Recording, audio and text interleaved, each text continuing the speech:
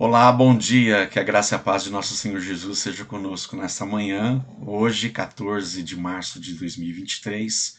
Estamos ainda desenvolvendo os nossos devocionais no livro de Juízes e vamos refletir hoje com base nos acontecimentos registrados nos capítulos 6 a 8, que dá enfoque acerca da vida e do ministério de Gideão, este que foi levantado por Deus para ser o juiz libertador de Israel contra a opressão dos povos midianitas.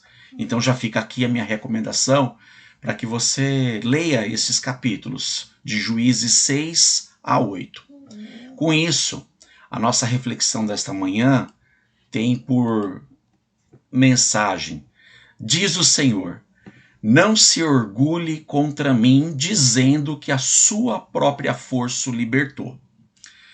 Pois bem, já vimos que o livro de Juízes ele foi construído e registrado propositadamente de uma forma a demonstrar a todos nós, a todo o povo de Deus, que o povo de Deus, quando se afasta do Senhor, entra num declínio espiritual, numa forma, e como construído pelo livro de Juízes, numa forma de uma espiral descendente, num círculo vicioso, mas que, à medida que os acontecimentos vão se repetindo, o povo vai se afundando, declinando cada vez mais nos seus delitos e pecados. E como que se dava essa forma circular? Assim, o povo pecava em afronta ao Senhor. Por conta do seu pecado, Deus usava outras nações, outros povos para oprimir, subjugar o seu povo, para que com isso o povo caísse novamente em arrependimento e num clamor sincero voltasse-se novamente para Deus, e Deus sempre dava a sua liberdade, a sua libertação por meio de um juiz, um libertador, e com isso o povo novamente voltava a desfrutar de paz na terra, mas mais uma vez o povo ele se inclinava aos seus pecados porque se acomodava em sua zona de conforto. E como vamos discorrer sobre o ministério e a vida de Gideão, não foi muito diferente, e acompanhem comigo, nos dias de Gideão. De novo, os israelitas fizeram o que o Senhor reprova, aqui o pecado. E durante 7 anos, o Senhor, os entregou nas mãos dos midianitas. Com isso, veio a opressão. Os midianitas dominaram Israel, por isso os israelitas fizeram para si esconderijos nas montanhas, nas cavernas e nas fortalezas. A opressão dos midianitas por 7 anos foi tamanha, de forma que os midianitas sempre entravam na terra cananita, na terra já de Israel, e saqueavam, expoliavam dos seus bens, sempre deixando o povo na pobreza, e o povo tentava encontrar meios, esconderijos, para até guardar o pouco que conseguiam reter para si. Mas tamanha essa dificuldade, pobreza, opressão, o povo novamente voltava a cair em si, e aqui, quando os israelitas clamavam ao Senhor por causa de Midian, ele lhes enviou um profeta. Deus usou um profeta para falar a um povo que enviaria um libertador. E assim, mediante esse arrependimento, mediante a promessa de Deus de que daria novo livramento, Deus levanta um libertador, Gideão, como está aqui no texto. Então o anjo do Senhor apareceu a Gideão e lhe disse: o Senhor está com você, poderoso guerreiro. E passado toda a história que a gente entra um pouquinho mais em minúcias, no final da vida de Gideão, né?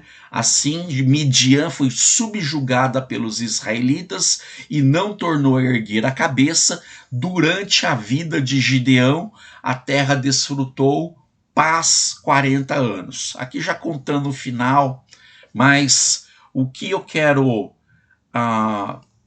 discorrer com vocês. Vamos acompanhar, né, na leitura desse texto como que se deu essa libertação, né? Acompanhe comigo então, ampliando aqui para facilitar a nossa leitura, nos focando a nossa leitura em Juízes capítulo 7 e alguns versículos. E o Senhor disse a Gideão: você tem gente demais para eu entregar Midian nas suas mãos, a fim de que Israel não se orgulhe contra mim, dizendo que a sua própria força o libertou. Anuncie, pois, ao povo que todo aquele que estiver tremendo de medo poderá ir embora do monte Gileade. Então, 22.000 homens partiram e ficaram apenas 10.000. Mas o Senhor tornou a dizer a Gideão: ainda há gente demais. Desça com eles à beira d'água, e eu separarei os que ficarão com você. Se eu disser, este irá com você, ele irá. Mas se eu disser, este não irá com você, ele não irá. O Senhor disse a Gideão: com 300 homens que lamberam a água, livrarei vocês e entregarei os midianitas nas suas mãos. Mande para casa todos os outros homens. Bom, em síntese, Deus levantou Gideão para usar a vida dele, a liderança dele, para mais uma vez trazer libertação do povo de Israel do subjugo agora dos povos midianitas.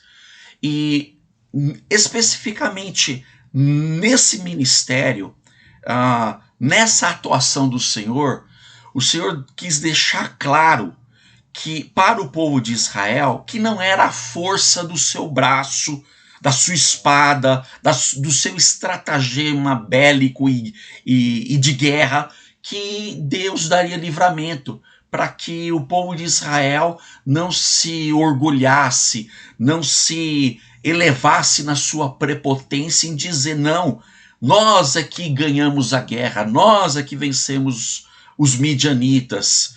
Então Deus tinha o seu plano já na sua mente, em que Deus foi até mesmo para Gideão, dando-lhe o desencadeamento, o desenrolar desse plano, à medida que Deus ia conversando com Gideão. E o que acontece? Nesse caso específico, nesse enredo da luta de Midian, Deus queria trabalhar no coração do povo o pecado da autossuficiência, de achar que o povo poderia ser autossuficiente numa batalha, mesmo que clamando a ele, arrependido pelos seus pecados. E nisso, em relação até mesmo à própria vida de Gideão, Gideão tem uma particularidade assim: Deus não o chamou, embora tivesse dito a ele que ele era um varão valoroso, como é na Almeida Fiel, mas um homem guerreiro e poderoso. Deus estava mesmo encorajando Gideão, porque, voltando ao meu desafio para que você leia Juízes 6, 7, 8, podemos perceber que Gideão, ele era temeroso em si no seu coração, e muitas vezes covarde, porque embora Deus tivesse dado vários sinais para ele, desde a aparição para ele mediante um anjo chamado Anjo do Senhor, e há quem entenda que naquele contexto ali era o Cristo pré-encarnado. Eu sou dessa posição, mas há quem discorde, e que as aparições do anjo do Senhor no passado, muitas delas era o que a teologia chama de teofania, a aparição de Deus aos homens, e que isso se dava na pessoa do Filho, de Jesus Cristo. Mas assim, Deus aparece para ele, mediante o anjo, e Deus lhe dá não só dá essa palavra de encorajamento, mas Gideão temeroso, ele meio que começa a experimentar o anjo, experimentar a Deus. Olha, se é mesmo o Senhor que está comigo, espere aqui, deixa eu aqui fazer um sacrifício. Ele vai lá, ele sacrifica um boi, o oferece em holocausto, e esse anjo do Senhor com um cajado toca no altar ali onde havia o boi imolado, e de uma forma sobrenatural, fogo do altar sai do próprio holocausto, queima ele por inteiro, subindo um fogo de baixo para cima. Ainda assim, ainda no capítulo 6, Gideão, ainda duvidoso, ainda faz 2 outros testes com o Senhor, no sentido, a dúvida ainda pairava sobre o seu coração. Mas Deus, se o Senhor está comigo mesmo, me permita fazer mais esse experimento. Eu tenho aqui um chumaço de algodão, um novelo de algodão. Eu vou colocar aqui no jardim para que ele passe a virada da noite. Se todo o jardim ficar molhado e esse chumaço ficar seco, eu vou saber que o Senhor está comigo. E Deus assim fez. E aí ele falou assim, não, para que eu tenha certeza mesmo, se na próxima virada da noite cair o orvalho e só ficar o orvalho unicamente nesse chumaço e toda a terra permanecer seca, eu vou acreditar que o Senhor está comigo. E assim foi. Deus teve paciência até para lidar com a dúvida de Gideão. E muitas vezes não é diferente. Nós temos dúvida em relação ao nosso chamado, ao nosso ministério, e Deus tem paciência conosco em tratar as nossas vidas, mas querendo usar as nossas vidas, não porque temos alguma capacidade por nós e em nós mesmos, mas porque é Ele que nos capacita. E Ele nos capacita como? Você pode perguntar, mas Marcos, como é que Deus nos capacita? Ele nos capacita por meio do seu Espírito. Ele nos capacita concedendo-nos dons, habilidades para o servir. É Ele quem opera tudo em nossas vidas, e mesmo não somente exclusivamente para um ministério cristão, mas para um ministério cristão que abrange toda a nossa vida, o nosso ser, porque é ministério cristão, é ministério de Deus em nossas vidas, cuidar da nossa vida, sermos zelosos no nosso trabalho, sermos diligentes nos nossos estudos, sermos cordiais com as pessoas à nossa volta, respondendo e tratando com mansidão, com serenidade, com equilíbrio emocional. É Ele que opera tudo em nossas vidas, no meio, e sim, de uma forma direta, no nosso serviço para com os nossos irmãos e irmãs na igreja do Senhor, em ministrar a palavra, em servir na cozinha, em servir no bazar beneficente, no ministério de cânticos, em ministério de adoração, na celebração ao Senhor, tudo. Em todas as circunstâncias, é Deus que nos capacita a servi-lo em todas as áreas e a todas as pessoas, principalmente no ministério da evangelização, que é proclamar as boas novas de Cristo àqueles que ainda não confessaram Cristo como Senhor de suas vidas, arrependidos e crendo no coração de todo o seu ser que Jesus é o Messias enviado por Deus prometido para dar a vida e deu a sua vida pelo seu sangue para nos remir de todo o pecado. É Ele que faz tudo e é por meio dele que nós vivemos, respiramos, existimos. É por meio dele que estou aqui agora conversando com vocês. É ele que capacita as nossas vidas. Então não podemos achar que somos autossuficientes. E aqui, nessa libertação de Midian, veio a princípio 32 mil homens junto com Midian, com Gideão.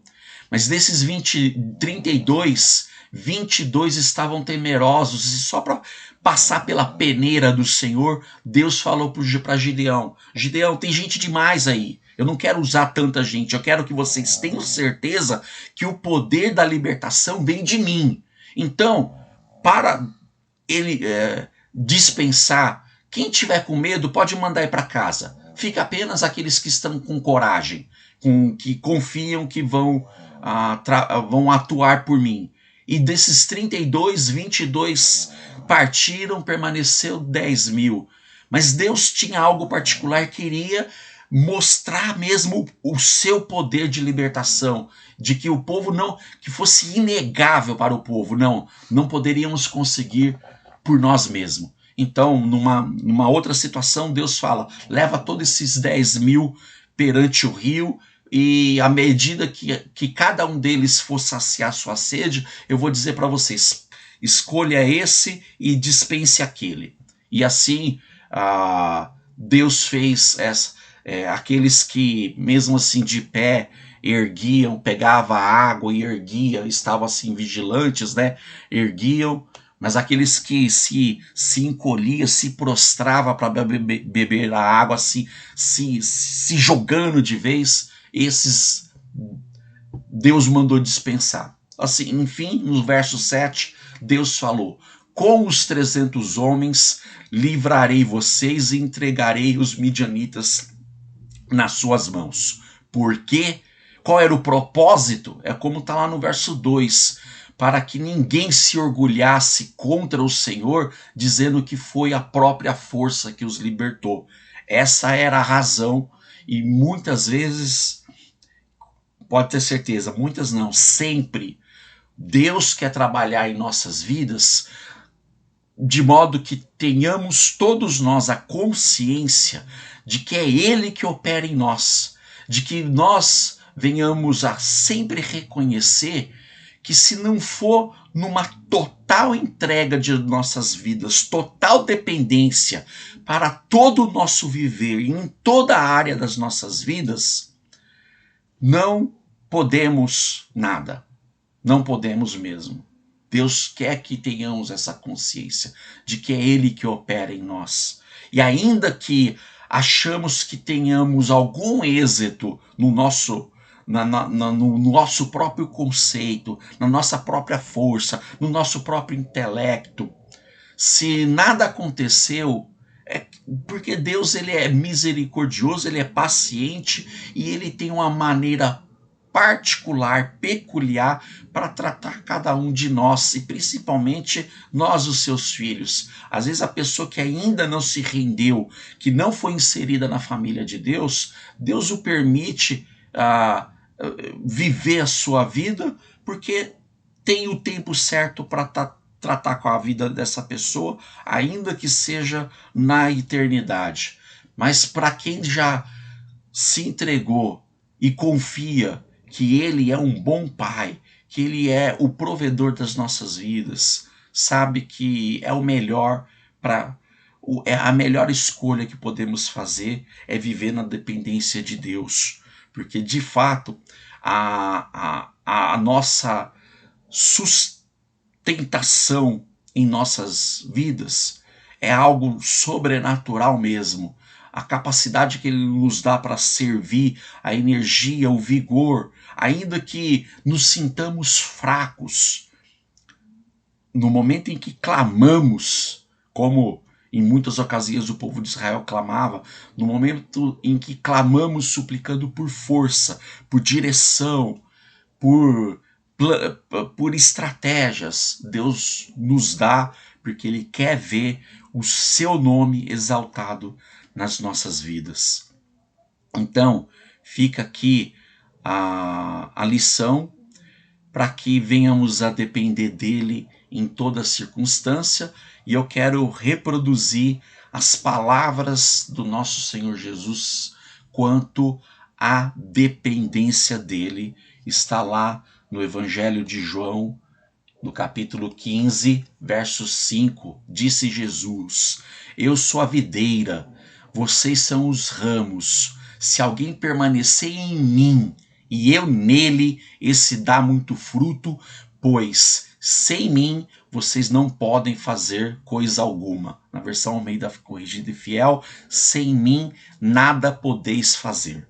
Sem Jesus nas nossas vidas, não somos nada. Mas com Jesus somos poderosos nele, porque o poder é dele. Então, assim, nós simplesmente somos beneficiados da força e do poder que emana do Filho de Deus em nossas vidas. Então, que estejamos ligados com Cristo como uma árvore frutífera, uma árvore enraizada em solo fértil. Jesus é essa árvore, essa videira. Nós somos os galhos, os ramos. Que estejamos enxertados nessa árvore que é Jesus Cristo, essa videira, e assim iremos dar frutos para a honra e glória e louvor do nosso Senhor. Então, meu querido e minha querida, não pense que você é autossuficiente. Não é. Reconheça a total dependência de Deus na sua vida. Por quê? Porque é Ele que te dá a vida. Ele te fez nascer, nos fez nascer. Ele usou pessoas para cuidar de nós na nossa infância, em todo o nosso desenvolvimento, ou mesmo no emprego, no trabalho que nós temos. Ele te deu a vitalidade para aquele dia você não passar mal na sua entrevista de emprego, ou se você é um concursado e trabalha num serviço público como eu, naquele dia da prova, você não passou mal, não teve dor de barriga, ele cuidou dos mínimos detalhes, no teu preparo para o estudo, enfim, e no dia a dia, te dá o ar para respirar diariamente, a disposição para levantar cedo, ir e trabalhar, e no ministério então, a voz do Espírito. Não que a voz do Espírito não esteja conosco na nossa família, no nosso trabalho, porque está todo o tempo, mas no nosso serviço como um todo. É Ele que é a força vital em nossas vidas. Temos que reconhecer total dependência dele. E assim não nos vamos nos orgulhar, achamos que conseguimos ou deixamos de conseguir alguma coisa na força do nosso braço. Não, é na dependência de Deus. Confiemos nisso. Obrigado, Deus, eterno Pai, pela tua palavra nesta manhã, que o Senhor mantenha sempre viva na nossa consciência que não somos autossuficientes. Pelo contrário, é no poder da tua força que o Senhor nos livra das agruras da vida, das aflições da vida, que muitas vezes vamos passar por conta das nossas falhas, dos nossos pecados, ou simplesmente porque estamos num mundo quebrado, num mundo caído, mas o Senhor está conosco quando nós estamos com o Senhor, como o Senhor mesmo disse em João, o Senhor sendo a videira e nós os ramos. Que o Senhor desperte em nós a motivação, a verdadeira motivação para viver uma vida que te honre e te glorifique, que é viver em íntima relação com o Senhor em nós e nós no Senhor, por meio do teu Espírito. Ajuda-nos, Senhor, a todo momento, e principalmente quando nos sobrevier a tentação de que conseguimos fazer algo por nós mesmos, e que, pelo contrário, venhamos a tributar a Ti toda a honra que lhe é devida, e no nome que está sobre todo nome, o nome de Jesus. Obrigado, Pai, fica conosco, em nome de Cristo Jesus. Amém. Que você tenha um excelente dia no Senhor, na dependência do Senhor, porque é o melhor para a sua vida. Deus abençoe.